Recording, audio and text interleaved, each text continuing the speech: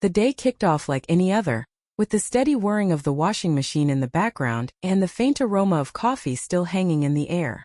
Madison sat at the kitchen table, aimlessly flipping through a catalog she didn't need or want. The glossy pages were her little escape, a momentary distraction from the monotony of her life. 50 wasn't ancient, she told herself, but it sure felt that way when every day blurred into the next like a record stuck on repeat. Her husband, Greg, had bolted out the door at dawn for another one of his endless business trips. He barely managed a grunt of goodbye as he grabbed his suitcase and left, the slam of the front door echoing louder than it needed to. Madison had grown used to the quiet, the kind of silence that seeps into a house when two people have long forgotten how to talk to one another. Their exchanges were nothing more than a checklist: groceries bills, the occasional hollow "how was your day?" that neither of them really cared to answer. Maybe that's why, on a whim, she decided to do something she hadn't dared in years. Earlier that week, a plain brown package had arrived at the house. Inside was something bold, something risky, a silky lingerie set she'd impulsively ordered. Madison had been too nervous to open it until today. She carried the box up to her bedroom, feeling a mix of excitement and unease swirling in her chest. What was she even thinking? Greg barely noticed when she wore makeup, let alone something as daring as this. Still, as she slipped the fabric over her skin, a flicker of something stirred inside her, a spark she hadn't felt in ages. She stood in front of the mirror, adjusting the straps and smoothing the lace along her body. It hugged her in a way that felt foreign but thrilling, like stepping into a version of herself she'd almost forgotten existed. For the first time in what felt like forever, she didn't just see Greg's wife staring back at her. She saw a woman who still had something to offer. Running her fingers along the delicate fabric, she let the sensation sink in, the silky texture whispering against her skin. A shy smile crept onto her lips as she caught sight of herself in the mirror. Her cheeks carried the faintest blush, and her reflection seemed to glow with something she couldn't quite name. She leaned in closer, studying the lace trim with an attention she hadn't given herself in years. And then ding-dong! The doorbell's sharp chime shattered the moment like a glass dropped on tile. Madison flinched, her heart pounding like she'd been caught doing something wrong. Her eyes darted to the clock, and a crease of confusion formed on her brow. She wasn't expecting anyone, and the delivery she'd been waiting for wasn't due until tomorrow. Hastily, she grabbed her robe from the bed and slipped it on, her fingers fumbling with the belt as she tied it tightly around her waist. The satin lingerie beneath it still felt cool against her skin, a constant reminder of her stolen moment. She glanced at the mirror one last time and grimaced at her flustered reflection. Her cheeks were redder than she would have liked, and her hair had a messy softness that hinted at what she'd been up to. Taking a deep breath to compose herself, she padded to the door, her bare feet light against the hardwood floor. It's probably just the delivery guy running ahead of schedule, she thought. Or maybe a neighbor borrowing sugar. But as she opened the door, all of her assumptions melted away. It wasn't a stranger. It was Ryan. "Hey, Aunt Madison." He greeted her with that easy boyish grin she hadn't seen in a while. Ryan stood there on the doorstep, taller and more confident than she remembered. At 22, he had grown into a man, though there was still a trace of the boy he used to be in the way his smile curled. His dark hair was damp with sweat, sticking to his forehead, and beads of perspiration trickled down his temples. His broad shoulders stretched the seams of his t-shirt, and the earthy scent of grass and sunshine clung to him like a second skin. "Sorry to drop by unannounced," he said, rubbing the back of his neck in that familiar, slightly awkward way. "I just needed to grab those tools Uncle Greg borrowed. Thought I'd swing by on my way home." Madison blinked, thrown off by his sudden appearance. "Oh, Ryan, hi," she stammered, her voice trembling slightly as she instinctively pulled her robe tighter around herself. It had been months since she'd last seen him, probably at the family barbecue last summer. Her mind scrambled to catch up. "The tools?" she repeated, trying to focus. "Oh, right, the tools. They're in the garage." "Thanks," Ryan replied casually, stepping inside without hesitation. His boots made faint scuff marks on the doormat, and Madison found herself fixating on them, using the small distraction to steady her thoughts. She closed the door behind him, but her eyes couldn't help but take in how much he'd changed. When had he grown into this adult version of himself? He wasn't the lanky teenager who used to crash on her basement couch for hours, glued to his video games with a bag of chips at his side. Somewhere along the way, Ryan had transformed, and she hadn't even noticed. "You okay, Aunt Madison?" Ryan asked, tilting his head slightly, his brown eyes narrowing with concern. "You look, I don't know, kind of flustered." His tone was lighthearted, but there was a trace of curiosity there, as though he'd picked up on her nervous energy. Madison let out a shaky laugh, waving a hand in dismissal. "Oh, I'm fine, just tidying up," she said, her voice a pitch higher than normal. She cringed inwardly at how unconvincing she sounded. "The tools are in the garage. Let me get them for you," I offered, trying to keep my voice steady. "Nah, no need," Ryan said casually, lifting a hand to stop me. His easy smile flashed, the kind that had always come effortlessly to him. "I can grab them myself. Don't trouble yourself." "No, really, it's fine," I insisted a little too quickly, already making my way toward the hallway that led to the garage. The last thing I needed was for him to wander around the house and stumble across that box, the one I'd foolishly left sitting wide open on the kitchen counter.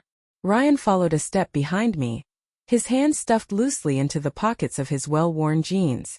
I was painfully aware of him as we walked, the faint scuff of his boots on the hardwood floor sounding louder in the silence. His gaze felt like a weight against my back, steady, unwavering. It sent an uninvited shiver down my spine, one that unsettled me as much as it intrigued me. When we got to the garage, I stepped ahead and gestured toward the corner of the room. "It's right there," I said, nodding at the red metal toolbox perched on the dusty workbench. My voice sounded steady enough, though my heartbeat had quickened and I wasn't sure why. "Everything Greg borrowed should be in there. I made sure it was all put back last week." "Thanks," Ryan said warmly, crouching down beside the toolbox. He flipped the lid open with an effortless motion, his broad shoulders shifting as he began sifting through the tools. Each movement was deliberate yet fluid, and I found myself leaning against the doorway, my arms crossed like I was trying to appear casual. But my eyes wandered anyway. He wasn't the boy I used to know. The lanky teenager with messy hair and an awkward stance was gone, replaced by someone sharper, more defined. His face had matured, his jawline more pronounced, and the way he moved carried a quiet confidence I hadn't noticed before. It was magnetic in a way that made me feel unsteady, like I'd lost my footing without even realizing it. Clearing my throat, I searched for something to say, anything to break the silence before it became too heavy to bear. "So," I began, my tone light but forced, "how's school going?" Ryan glanced up, his lips curling into a small, easy smile. "Actually, I'm done with school," he said simply. "Graduated last month." "Graduated?" I repeated, blinking in genuine surprise. "Ryan, that's amazing. Why didn't anyone tell me?" He shrugged, a touch of shyness softening his expression. "It's not a big deal," he said, brushing off my excitement like it was nothing. "Just a 2-year program, but thanks. Feels good to be done." I frowned slightly, a pang of guilt settling in my chest. How had I not known? When had the distance between me and the rest of the family grown this wide? Why hadn't anyone mentioned this? "You should have told me," I said, my voice tinged with regret. "We could have celebrated. You've worked so hard, you deserve that." Ryan straightened then, brushing his hands on his jeans before meeting my gaze. Something flickered in his eyes, a warmth I couldn't quite place. It caught me off guard, making my breath hitch. "Well," he said, his tone shifting to something lighter, almost playful, "maybe we can celebrate now." I tilted my head, confused. "Now?" "Yeah," he replied, his voice casual, though the intensity in his eyes hinted at something deeper. "If you're free, I'd love to take you out for coffee or something, just as a thank you for everything you've done for me." I stared at him, the offer catching me off guard. "Coffee?" I echoed, the word feeling strange in my mouth. Ryan nodded, that slow, confident grin of his spreading across his face. "You've always been there for me, Madison," he said softly. "I feel like I owe you at least that much." For a moment I hesitated. His words were sincere, his tone genuine, but the suggestion, so simple on the surface, made my stomach flutter in a way I hadn't felt in years. It wasn't just the offer. It was the way he looked at me, like I was more than just Aunt Madison. "You deserve a break," he added gently, his voice softening further. Just an hour. Unless you've got other plans, of course. A laugh escaped my lips before I could stop it, light and unguarded. Plans? I repeated, shaking my head. Not really. His grin widened, and he stepped just a little closer, the warmth in his eyes pulling me in despite myself. Great, he said, his voice brimming with quiet confidence. It's a date then. The word date hung in the air between us, heavier than I was ready to handle. My breath hitched, and for a moment, the room felt charged, like every molecule was vibrating with unspoken tension. I felt alive, exhilarated and terrified at the same time. Even after Ryan left the garage, his words echoed in my mind. His gaze, with all its subtle intensity, lingered far longer than I wanted to admit. Tom came home that evening, but it didn't bring any sense of relief. Our interactions had long since turned mechanical, quick exchanges about errands or whose turn it was to take the car for maintenance. There wasn't any warmth left in his words, not even an attempt to notice the distance between us. And honestly, I couldn't tell if he cared enough to notice. Ethan, though, didn't let me disappear into my own thoughts. At first, his texts were lighthearted. A quick message about a funny coworker, a picture of a striking sunset, or some silly joke that managed to tug a smile out of me. It was so easy to let my guard down with him, almost effortless. But as the days passed, his messages took on a new weight. I can't stop thinking about our coffee, he wrote one day, short, direct, but brimming with something unspoken. Another message came late one night, catching me off guard. You're incredible. Don't let anyone make you think otherwise. Each time Ethan's name lit up on my screen, my heart reacted as if it had a mind of its own, thundering in my chest like a warning I didn't want to heed. I kept telling myself I needed to draw the line, that this was heading into dangerous territory. But instead of pushing him away, I did the opposite. I replied. At first, my responses were clipped, guarded. But as the days turned into weeks, I started to let more of myself show. My texts became longer, filled with warmth I hadn't expressed in years. Piece by piece, the walls I'd built so carefully began to come down. And then there was the message that turned everything upside down. Can I see you again? I froze, staring at the words on my screen as my heart pounded in my ears, drowning out every shred of reason. My fingers hovered above the keyboard while two voices in my head battled. The cautious one warning me to stop and the other whispering that maybe, just maybe, I deserved this spark of life. Before I could talk myself out of it, I typed a single word, tomorrow. The following evening, Ethan pulled up in front of my house just as he'd promised. As I stepped outside and slid into the passenger seat, his smile greeted me first, wide and genuine, his eyes crinkling at the corners like sunlight dancing on water. You look amazing, he said softly, his voice carrying a sincerity that left me momentarily breathless. I glanced down at my simple outfit, a blouse and my favorite jeans, nothing special, and felt the heat rise to my cheeks. You're sweet, I replied, my voice trembling just slightly, betraying the nervous excitement bubbling inside me. Ethan took us to a quiet park on the edge of town. It was the kind of place you'd never find unless you knew where to look. A hidden gem he told me he'd discovered years ago. The tall trees swayed gently in the evening breeze, their shadows stretching across the path as the sky blushed in hues of pink and orange. We walked together down a narrow trail, taking our time. Conversation came easily, punctuated by bursts of laughter that felt almost foreign to me. Ethan told stories from his college years, misadventures, pranks gone wrong, and moments of youthful ambition that made me laugh in a way I hadn't in ages. And somehow I started opening up too. I shared pieces of my past, little snapshots of a younger me, the version of myself I'd locked away long ago. A carefree girl who used to dance barefoot in the summer grass and dream without limits. We came to a clearing where a small weathered bench sat beneath an ancient oak tree.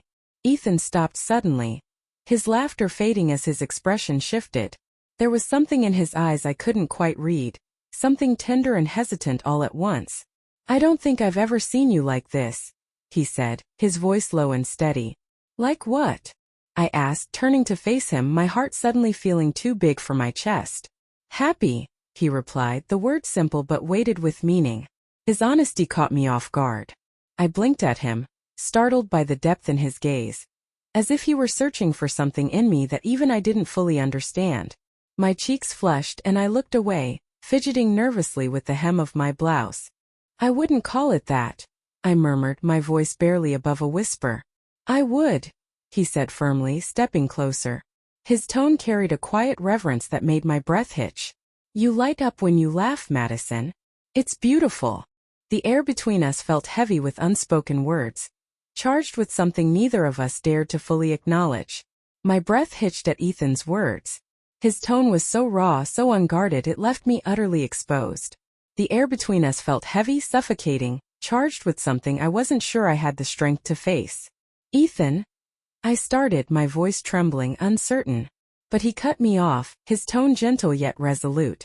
"This is wrong," he said, almost as though he'd plucked the words straight from my mind. My chest tightened and I forced myself to meet his gaze. His eyes were unwavering, searching mine with an intensity that made me feel both seen and trapped. I wanted to say something to shatter the silence, to create distance between us, but all that came out was, "Because I don't feel that way." My voice faltered, betraying the storm raging within me. "I'm your aunt, Ethan. This can't happen." He didn't flinch, didn't even look surprised. Instead, he stepped closer, his expression calm but resolute. "But it's already happening," he countered quietly, his voice steady, as though he'd been rehearsing this moment in his head for weeks. I froze as his fingers brushed against mine. The touch was feather-light, fleeting, but it sent a jolt through me like a spark to dry tinder. I tried to pull away, to ignore the heat that bloomed in my chest, but my body betrayed me, rooted in place.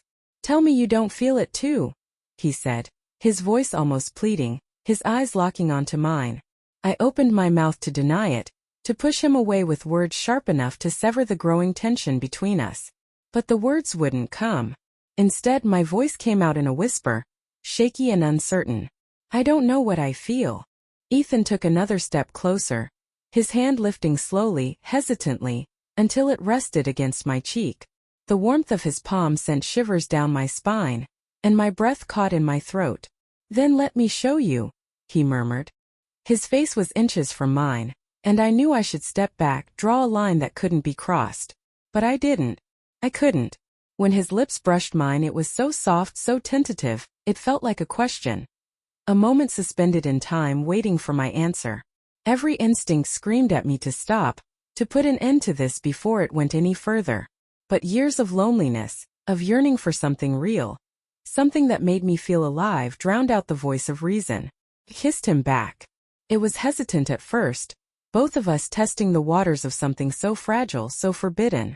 But then it deepened, an unspoken release of everything we'd been holding back. The kiss was a mix of longing and confusion, of desperation and something neither of us dared to name.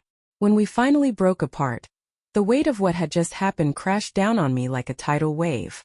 I stumbled back, my hand flying to my lips as though I could somehow erase the moment. My breathing was ragged, my thoughts a whirlwind of guilt and disbelief. This is insane," I stammered, my voice barely audible over the pounding of my heart. "I don't care," Ethan said firmly. His eyes burned with conviction, his voice steady even as the tension between us threatened to snap. "I've cared about you for so long, Anna. And I know you feel the same." His words hit me like a blow, and I stared at him, my chest tight with emotions I couldn't even begin to untangle. Some part of me wanted to deny it, to shut the door on everything that had just unfolded. But another part, the part I'd buried deep down, knew he wasn't entirely wrong. "I have to go," I said, my voice barely above a whisper, the weight of reality pressing down on me. I turned abruptly, avoiding his gaze. This was a mistake. "Wait," Ethan called after me, his voice cracking with desperation. "Please don't shut me out. Talk to me." But I didn't stop. Each step away from him felt like a battle against myself, my legs carrying me toward his car as my heart screamed at me to turn back. The drive home was unbearably quiet. The tension in the car was so thick, I could practically feel it pressing against my chest. I kept my gaze fixed on the window, refusing to look at him. When we finally pulled up to the house, I muttered a quick, "Thanks," and slipped out before he could say anything else. I shut the door behind me, shutting out the world and Ethan along with it. That night I sat alone in my dimly lit bedroom, the soft glow of the bedside lamp casting long shadows across the walls. My reflection stared back at me from the mirror, haunted and uncertain. I pressed my fingertips to my lips, which still tingled from the kiss that had turned my world upside down. My heart ached, torn between the promises I had made to myself and the emotions that now threatened to consume me whole. That night, as I lay in bed, I couldn't stop thinking about the mess my life had become. I thought of Mark, of the years we'd spent together, of the life we'd built, the vows we'd exchanged. But no matter how hard I tried to focus on him, every time I closed my eyes, it wasn't his face I saw. It was Ethan's.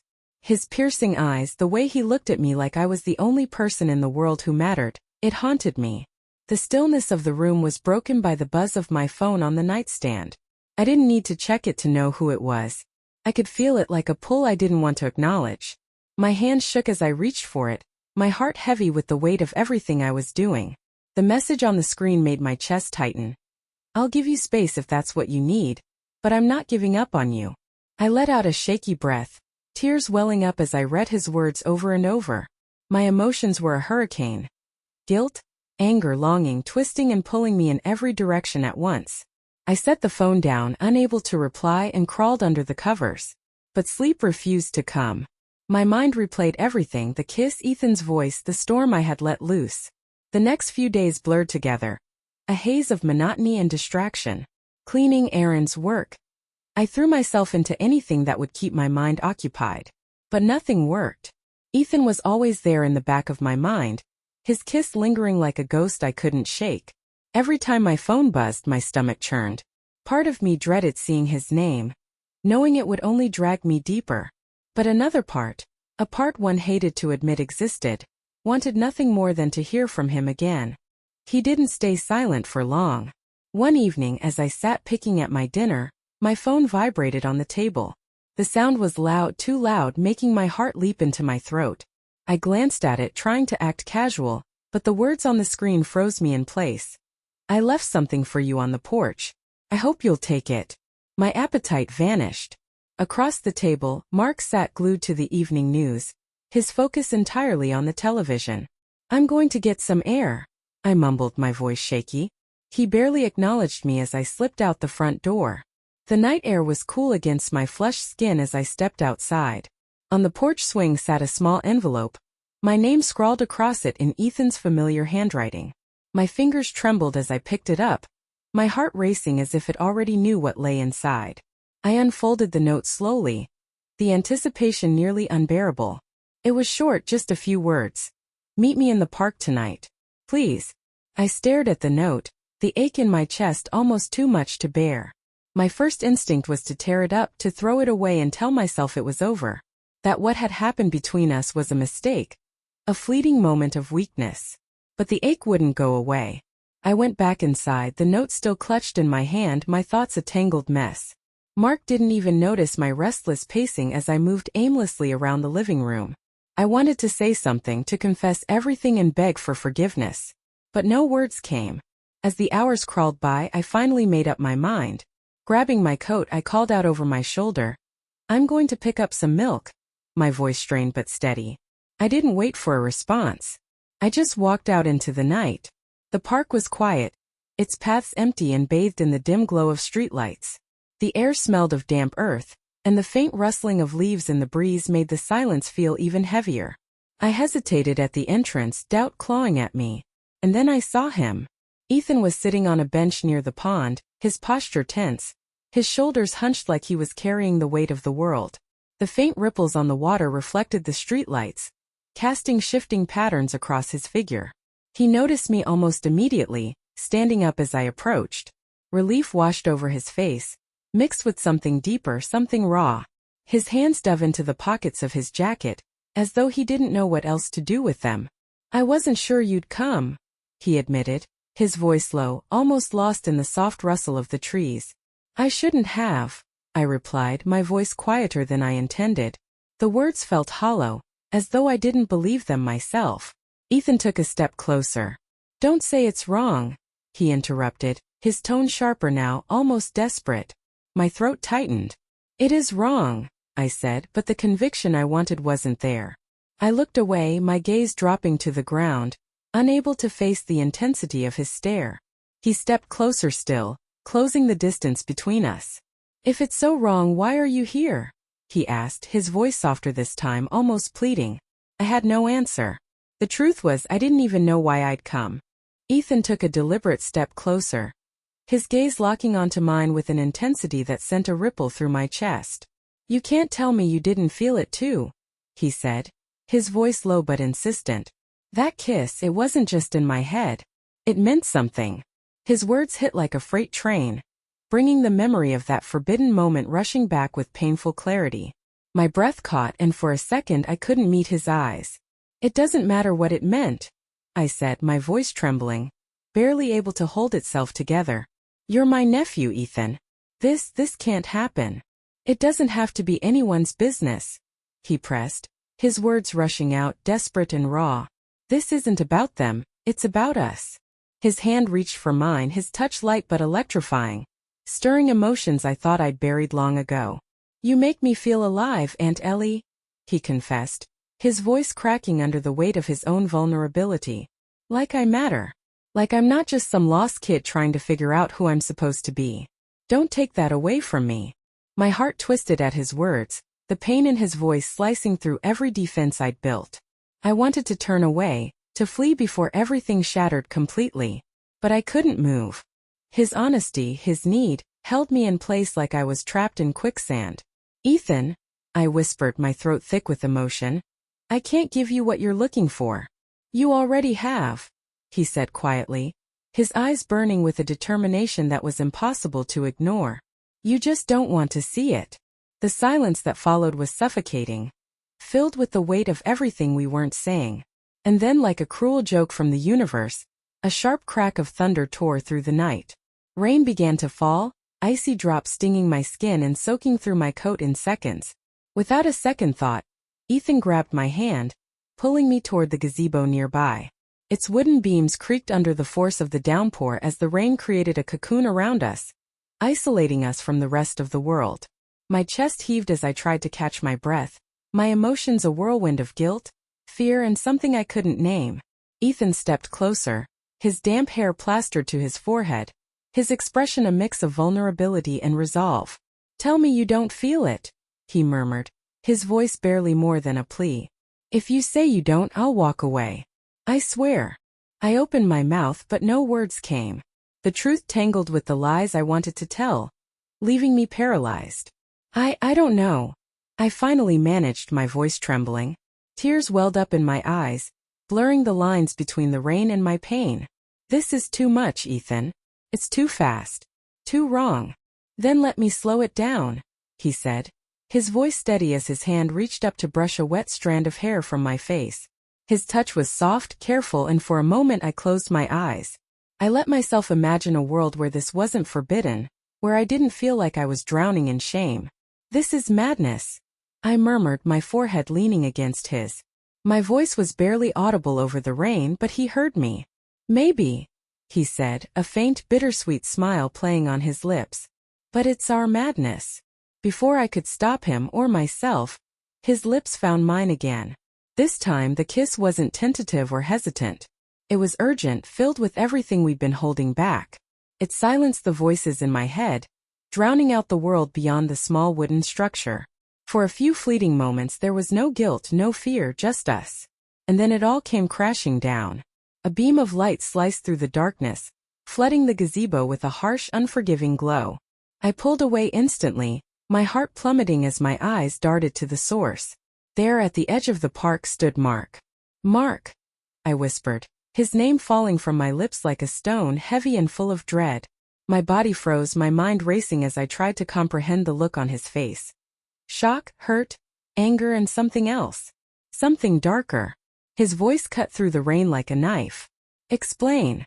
The word wasn't loud, but it carried more weight than any shout. "Mark, I can explain," I started, my words faltering as they collided with the reality of what I'd done. "Explain what?" His voice rose, sharp and bitter, each syllable hitting like a slap. "That you're out here in the middle of the night, with him?" Ethan stepped forward, his jaw clenched, his posture defiant.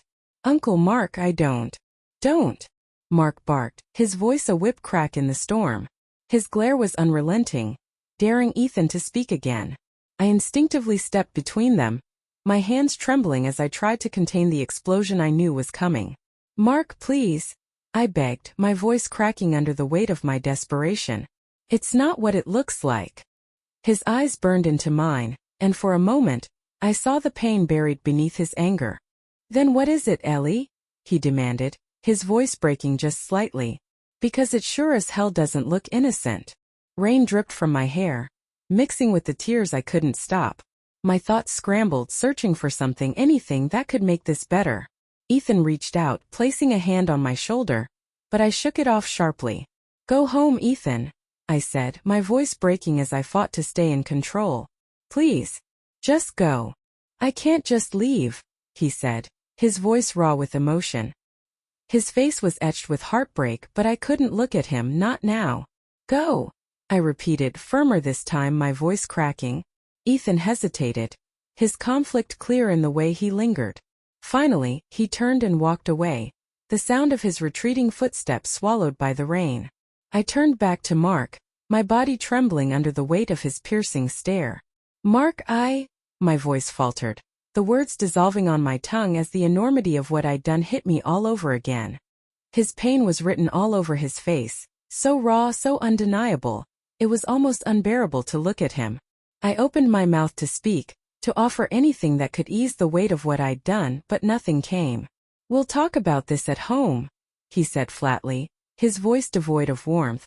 Each word felt like a dagger, precise and unrelenting. Without waiting for a response, Mark turned on his heel and headed toward the car.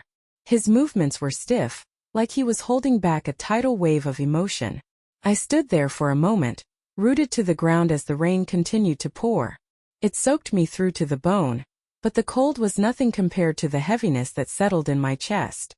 My world, the life I'd carefully built over the years, was crumbling beneath me. And it was my fault. The car ride home was suffocating. The rhythmic drumming of the rain on the windshield mirrored the storm raging in my head. Mark gripped the steering wheel so tightly his knuckles turned white, and his jaw was clenched as though he was trying to stop himself from speaking. He didn't. Not a single word passed between us the entire drive. I sat rigid in the passenger seat, my hands clasped so tightly in my lap they were beginning to hurt. My eyes stayed glued to the window, watching the streetlights blur past. I couldn't bring myself to look at him. My mind raced, desperately searching for some explanation, some justification that might fix this. But every thought felt hollow. Nothing I could say would make it better. When we finally pulled into the driveway, the tension in the car didn't dissipate. It thickened, pressing down like a weight on my chest. The second the front door closed behind us, Mark spun to face me, his movements sharp, deliberate, like a predator about to strike. "Start talking," he said, his voice cold and cutting. I froze, my throat dry and my mind blank. "Mark, I don't. Don't you dare," he snapped, his voice rising as his eyes flashed with fury. "Don't you dare feed me some excuse. What the hell were you doing out there with him? Alone? In the middle of the night? In the rain?" "We were just talking," I stammered, my voice barely audible, as if saying it softly would make it true. Mark laughed, but it wasn't a laugh. It was a harsh, humorless sound that made my stomach churn. "Talking?" he repeated, his tone dripping with disbelief. "That didn't look like just talking, Ellie." I took a step back, the intensity of his anger making my pulse race. "Mark, please, it wasn't anything. Ethan's been going through a rough time. He needed someone to talk to." "Someone to talk to," Mark said again, slowly, as though tasting the words and finding them bitter. He took a step closer, his eyes narrowing. "And that someone had to be you? At night? In a park? Without telling me? Do you think I'm a goddamn idiot?" "No. Of course not," I exclaimed, my voice cracking as tears threatened to spill over. "I didn't plan for this, Mark. It just happened."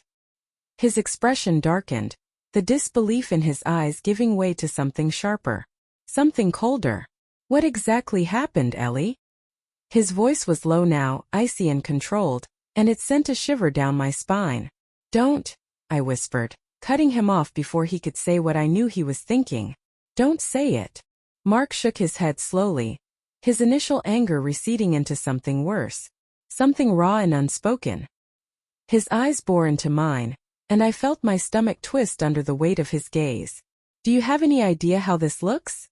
he asked, his voice trembling slightly. "How it makes me feel?" Tears spilled over as I choked out. "I wasn't trying to hurt you, Mark. I swear I wasn't." "Then what were you trying to do?" he shot back, his voice breaking, his emotions spilling out in a way that was almost harder to bear than his anger. "Because right now, I don't even know who you are." The words cut through me like a blade.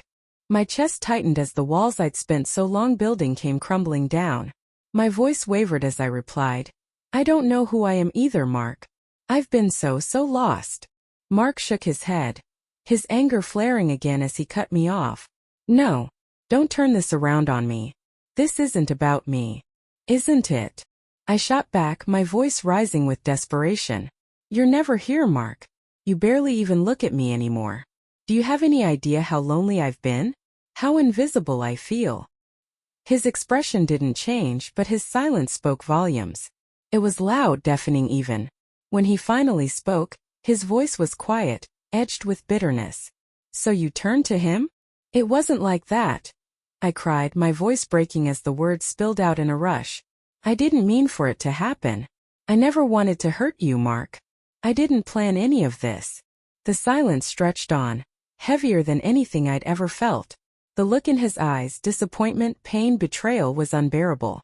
When he finally spoke, his voice was calm, almost eerily so. "I need time," he said flatly. "Time to think." He turned toward the hallway. His shoulders slumped as though the weight of it all was finally too much to carry. "I'm sleeping in the guest room tonight." He didn't wait for my response, didn't look back as he walked away. And as the door to the guest room clicked shut, the reality of what I'd done crashed down on me. I was alone. I reached out instinctively, but Mark had already turned his back on me. "Mark," I called after him, my voice trembling with desperation. He didn't answer. I stood frozen as he walked down the hall, his footsteps echoing through the silence of our house. The sound of the guest room door clicking shut behind him was like hearing something shatter. Something fragile. Something that might never be whole again. Left alone, I let out a shaky breath as tears finally spilled down my cheeks. My legs gave out, and I collapsed into the nearest chair, burying my face in my hands. The weight of everything I had done pressed down on me, suffocating and unrelenting. The lines I had crossed, lines I hadn't even fully acknowledged in the moment, were now glaringly, brutally clear. Each passing second brought another wave of regret, another reminder of just how far I had fallen. The next morning, the house was oppressively quiet. Mark was gone. My heart sank when I walked into the kitchen and saw the note sitting on the counter. The hastily scrawled words blurred as I read them through tear-filled eyes. "Gone to clear my head. Don't call me." I stood there, staring at the note as if reading it over and over would change the meaning. The emptiness of the house was deafening, amplifying the hollow ache in my chest. I had no right to feel angry. I had no right to feel betrayed. But the loneliness? That was unbearable. My phone buzzed, the sudden vibration slicing through the heavy silence. I hesitated, my stomach twisting as I glanced at the screen. Evan. For a moment I considered ignoring it, blocking him, pretending none of it had ever happened. But curiosity, or maybe guilt, got the better of me. "Are you okay? I'm sorry about last night. Please let me know if you're all right." His message made my heart race for all the wrong reasons. I stared at the words, my emotions colliding in a storm of shame, anger, and something else I didn't want to name. I knew what I needed to do. "I'm fine, but we can't do this anymore. Evan, please understand." I hit send, my hands shaking. Relief should have followed, but it didn't. His reply came almost instantly, like he had been waiting. "I can't stop thinking about you. I know I messed up, but I can't walk away from this." I closed my eyes and sighed, the heaviness in my chest only deepening. I wanted to block him right then and there, to erase every trace of this mistake. But it was too late. The damage was done. The days blurred together after that, one long agonizing stretch of avoidance and guilt. Mark barely spoke to me. He kept his distance, leaving me to drown in my thoughts. I tried to keep busy, throwing myself into housework and any task that would keep my hands occupied and my mind distracted. But it was no use. Every time my phone buzzed, my heart leapt into my throat. I'd freeze, torn between dread and something I hated to admit. Each message from Evan was a painful reminder of how far I'd let things spiral. Then one quiet afternoon, everything came crashing down again. A knock at the door shattered the fragile routine I tried to cling to. My breath caught as I opened it and found Evan standing there, his face a mix of defiance and longing. "I needed to see you," he said, his voice firm and full of urgency. "Evan, this isn't a good idea," I whispered, glancing nervously down the street. The weight of my secrets felt unbearable, crushing me with every second he stood there. "I don't care," he said, stepping into the house without hesitation. His determination filled the room, suffocating and intoxicating all at once. "I can't just walk away from this. You mean too much to me." "Evan, stop," I said, my voice cracking as I struggled to hold myself together. "You don't understand what this is doing to me, to my marriage. It's tearing me apart." "I do understand," he insisted, his tone softening. He took a step closer, his eyes filled with emotion. "And I hate that I'm the one causing you this pain, but I can't pretend I don't feel the way I do. I can't just erase it." I turned away, my hands trembling as I pressed them against my forehead. "You're so young, Evan. You don't understand what you're saying. This isn't just about you and me." My voice cracked under the weight of my guilt and confusion. "I know exactly what I'm saying," he said, his voice unwavering as he closed the distance between us. "I'm saying that I care about you more than I've ever cared about anyone. And I can't pretend otherwise." His words hung in the air like a promise, raw and undeniable. My chest tightened, emotions flooding me all at once. I wanted to believe him. I wanted to lose myself in the way he looked at me, to forget everything outside of that moment. But I couldn't. It wasn't that simple. It never was. "Evan," I whispered, my voice barely audible as I turned to face him. "This has to stop.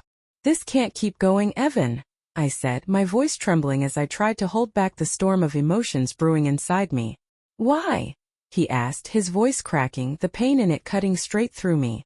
"Because it's wrong," I replied, the guilt and fear clawing at me, my words coming out unsteady. "Because this isn't how things are supposed to be. People wouldn't understand." "I don't care about any of that," Evan said, his tone steady, his resolve unshaken. "I care about you. That's all that matters to me." Tears spilled from my eyes and I turned to face him, my heart breaking under the weight of everything I'd done. "It's not just about what other people think," I said, my voice cracking. "It's about what I think, about how I feel about myself. And right now, I hate myself for this, for everything. I never should have let it go this far." Evan stepped closer, his hand reaching out to brush my cheek. His touch was gentle, almost comforting, and it made everything hurt even more. "You don't have to hate yourself," he said softly. "You're human, Amy. We all make mistakes. You deserve to be happy, no matter how messy or complicated it gets." I closed my eyes, the ache in my chest impossible to ignore. "This isn't happiness," I whispered, barely loud enough for him to hear. "This is chaos. And it's tearing me apart." Evan's hand fell to his side, and his shoulders slumped in quiet defeat. For the first time he looked vulnerable. "If that's what you want," he said, his voice hollow, "then I'll go. But you need to know I love you. I always will." I stood frozen, watching him as he turned and walked to the door. With each step he took, it felt like a piece of me was shattering. I wanted to call out, to take it all back, to tell him I couldn't let him go. But the words stuck in my throat, suffocating me as the door clicked shut behind him. That evening Mike came home. He didn't say anything, no greetings, no questions. He simply sat at the kitchen table, his face blank, his eyes distant as though he already knew. The silence between us was unbearable, like a vast canyon that neither of us could cross. "I'm so sorry," I said, my voice trembling as I broke the silence. Tears rolled down my face as I whispered, "For everything." Mike turned his head slowly, his gaze locking onto mine. His face remained unreadable, a mask that revealed nothing of what he felt. "Are you really?" he asked, his tone flat and distant, as if the words carried no weight anymore. "Yes," I choked out, the words spilling from me like a confession. "I don't want to lose you, Mike. I know I've made mistakes, but I'll do anything to fix this. I'll do whatever it takes to make things right between us." Mike let out a long sigh, running a hand through his hair. He looked as tired as I felt.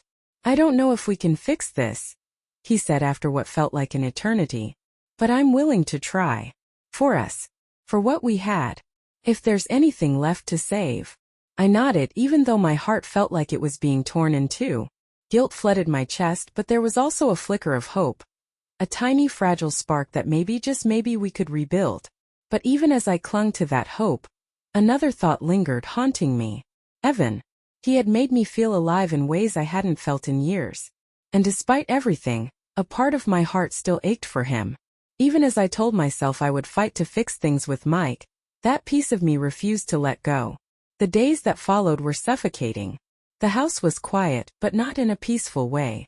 Mike was there, but his presence felt distant, cold. We existed in the same space, but it was as if we were strangers now, walking on eggshells, afraid to disturb the uneasy truce we had formed. I tried to show him in the smallest ways that I was committed to making amends. I cooked his favorite meals, cleaned the house with more care than usual, even made sure his coffee was ready in the mornings. But no matter what I did, the distance between us seemed to grow. One afternoon, as sunlight poured through the kitchen window, Mike finally broke the silence. I was wiping down the counters, lost in my thoughts, when I heard his footsteps behind me. Turning around, I saw him standing in the doorway, his expression unreadable, but his eyes filled with a quiet intensity that made my stomach twist. "We need to talk," he said, his voice calm but firm, the weight of the words hanging in the air. My heart skipped a beat, and dread clawed at my chest. "Okay," I said, my voice tight, trying to keep my fear from showing. Mike didn't say anything else. He pulled out a chair from the table and sat down, his posture stiff and his hands resting on his knees, as though bracing himself for what was to come. He motioned for me to sit across from him, his eyes never leaving mine. I wiped my hands nervously on the dish towel, my palms sweaty and trembling as I sat down at the table. My heart was pounding, the silence stretching unbearably between us. It felt like each second was a step closer to something we couldn't avoid. A reckoning that had been waiting to happen. "I've been thinking," Mike said finally, his fingers tapping a steady, anxious rhythm on the table. His voice was low, weighted with unease. "About us. About everything." I opened my mouth to speak, but he raised a hand, palm outward, stopping me mid-thought. "Let me finish," he said firmly, though his voice carried a tired edge, as if he'd been wrestling with this conversation long before I walked into the room. I nodded, swallowing hard against the lump in my throat. The weight of his words pressed heavily on my chest, making it hard to breathe. "I know I haven't been the husband you deserve," Mike began, his tone softening, tinged with regret. "I've been distant. I've put work, stress, everything before you. And in doing that, I failed to make you feel seen. Loved." He paused, his jaw tightening. "For that, Amy, I'm so damn sorry." Tears burned behind my eyes, but I blinked them away. I didn't want to interrupt him. He needed to say this and I needed to hear it. "But what happened with Ryan?" he continued, his voice breaking slightly on the name. He didn't look at me as he said it, staring down at the table instead. "I can't just forget that. You broke something in us, Amy. And I don't even know if it's fixable." "I know," I whispered, my voice shaky, almost inaudible. "I know I hurt you, Mike. And I'll do whatever it takes to make this right. I swear." Mike finally met my eyes, and what I saw in them made my chest tighten. A heavy mix of sorrow, anger, and something deeper, something raw. He stared at me for a long time before speaking again. "I need to know," he said, his voice rough and low. "Do you love him?" His question hit me like a punch to the gut. My breath caught, and the room seemed to close in around me. I wanted to tell him no, to lie if I had to say it didn't mean anything. But my throat tightened and the words wouldn't come. Instead, I looked down, the silence stretching between us, and answering his question more honestly than I ever could. Mike let out a bitter laugh, the sound harsh and full of disbelief. He shook his head, his expression twisting with hurt. "That's what I thought," he muttered bitterly. "It's not what you think," I said quickly, my voice trembling as panic set in. "I care about him, but it's not love. It's complicated." "Complicated?" he repeated, his voice rising in disbelief. His face darkened, and his next words were sharp enough to cut. He's my nephew, Amy. My family. Do you have any idea what this has done to me? To us? To everything we've built. I didn't mean for any of this to happen. I sobbed, the tears flowing freely now. My voice broke as I tried to explain. I was so lonely, Mike. You were gone, emotionally, physically. I felt invisible, like I didn't matter anymore. And Ryan, he made me feel alive again. Like I was someone worth noticing. And what about me? Mike snapped, his voice rising as frustration and anger bubbled to the surface. Do I mean so little to you that you'd throw everything away for a fling? It wasn't a fling. I cried, my voice cracking under the weight of my shame. It was a mistake. Terrible, selfish mistake. And I hate myself for it. Mike stopped pacing, his body going rigid. When he turned to face me, his eyes were hard, cold. You're damn right it was a mistake, he said, his voice cutting like ice. And now we both have to live with it. His words were final, leaving no room for argument. The air in the room felt heavy, suffocating. I opened my mouth to plead with him, but he was already walking away. That night Mike packed a bag. He didn't say anything to me, didn't even look at me as he zipped it up. The sound of the suitcase wheels rolling across the hardwood floor was deafening in the silence. I stood frozen in the kitchen, tears streaming down my face as he opened the front door. He didn't pause, didn't glance back. And then he was gone, leaving me alone in the quiet, empty house. I tried calling Mike. I texted him too, but his replies were short and distant. I need space. I need time to think, was all he said. And honestly, I couldn't blame him. Days blurred into each other as I wandered aimlessly through the empty rooms of our house. Everywhere I turned, I was reminded of the damage I had done. Every corner felt heavy with regret, and every glimpse of myself in the mirror stung. The reflection showing a woman I barely recognized. A woman who destroyed her own life. One evening my phone buzzed. For a second my heart leapt, hoping it was Mike. But when I picked it up I froze. It was a message from Ryan. I'm sorry for everything, it read. I didn't mean to make things harder for you. I just need to know if you're okay. My chest tightened as I stared at the screen, his words cutting deep. I wanted to reply, to tell him I missed him, to tell him it wasn't his fault. But I knew better. Responding would only drag us both back into the mess we were trying to escape. So I set the phone down with trembling hands and walked away, forcing myself to leave the past behind, even as it clung to me like a shadow. Weeks turned into months. The pain didn't fade, not really. Mike eventually came back, but things between us weren't the same. Conversations became polite, distant, two strangers sharing the same roof. The warmth, the intimacy we once had, felt like it had been lost forever. We talked about counseling once. I suggested it, hoping it might help us rebuild something.